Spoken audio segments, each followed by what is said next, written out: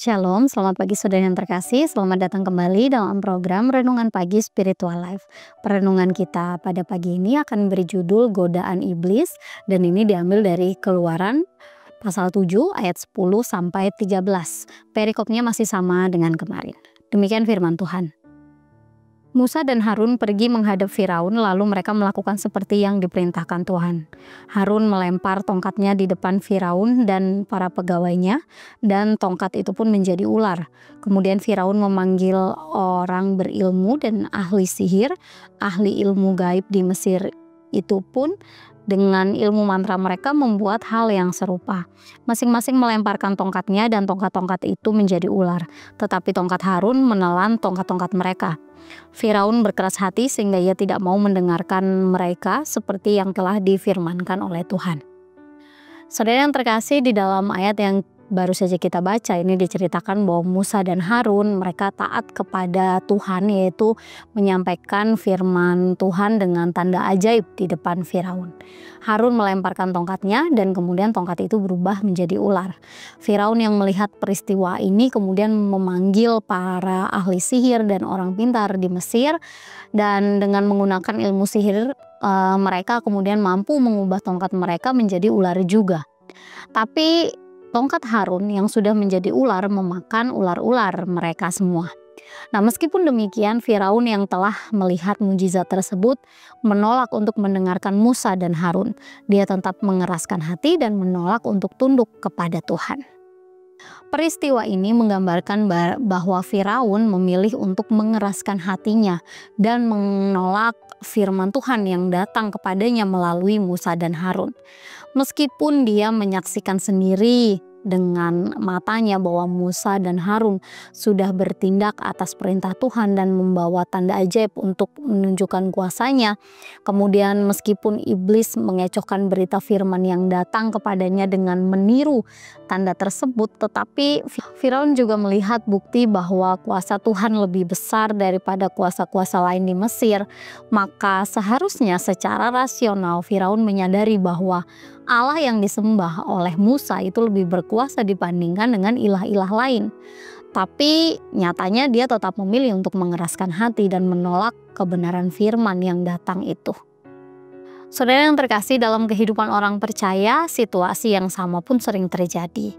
Setiap hari Tuhan terus-menerus menuntun kita dalam kebenaran melalui firman Tuhan, renungan atau khotbah, bahkan peristiwa yang terjadi dalam kehidupan kita sehari-hari.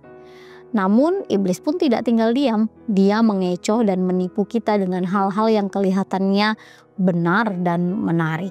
Misalnya kesibukan berlebihan dalam pekerjaan kita, dalam sekolah, atau kita sering membuka medsos, hobi atau hiburan yang menyita semua waktu sehingga kita kehilangan kesempatan untuk membaca firman ataupun berdoa.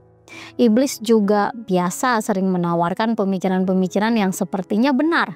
Seperti misalnya yang penting kita melakukan sesuatu yang baik, tidak perlu terlalu rohani, atau semua agama itu sama saja. Nah, jika kita terus-menerus memilih untuk tidak menaati firman Tuhan, menunda untuk bertobat, dan lebih percaya kepada godaan-godaan iblis ini, maka lama-kelamaan hati kita pun bisa menjadi keras seperti Firaun. Oleh sebab itu, mari kita selalu meminta bimbingan dari Roh Kudus agar kita dapat memprioritaskan Allah, memprioritaskan firman Tuhan, dan juga berdoa, mendisiplin diri dalam beribadah, dan peka terhadap teguran Tuhan yang datang. Saudara, mari kita berdiam sejenak, menenangkan batin kita, dan mengambil waktu untuk merenungkan firman Tuhan yang baru saja kita dengar. Apakah saat ini saudara sedang berada dalam situasi di mana saudara mengetahui kebenaran, tetapi memilih untuk menolaknya? Jika iya, maka mari datang kepada Tuhan di dalam doa. Kiranya Tuhan membimbing kita untuk selalu berpegang pada kebenaran firman Tuhan.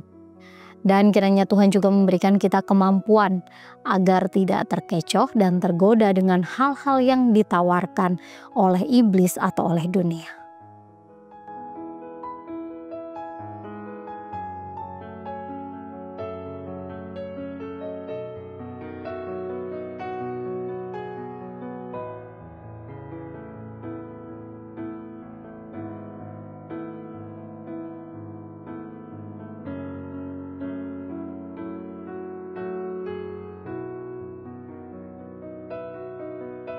Saudara, jangan biarkan iblis mengecoh dan menipu kita dengan hal-hal yang terlihat menarik dan benar.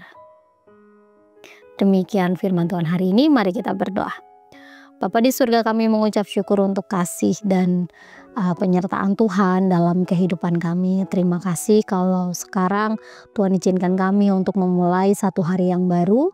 Kami bersyukur Tuhan. Dan kami juga bersyukur untuk kebenaran firman-Mu yang kembali mengingatkan kami agar kami tetap peka terhadap kebenaran Tuhan.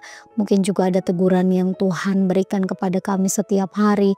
Kami berdoa kiranya kami menjadi orang percaya yang taat mengikuti apa yang benar sesuai dengan kebenaran firman-Mu.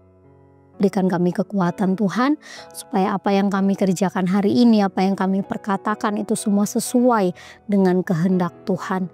Kami serahkan seluruh hidup kami dan semua hal yang akan kami kerjakan hari ini ke dalam tangan kuasa-Mu. Dalam nama-Mu kami berdoa dan bersyukur. Amin. Saudara, demikian renungan kita pagi hari ini. Selamat pagi, selamat beraktivitas. Tuhan Yesus memberkati.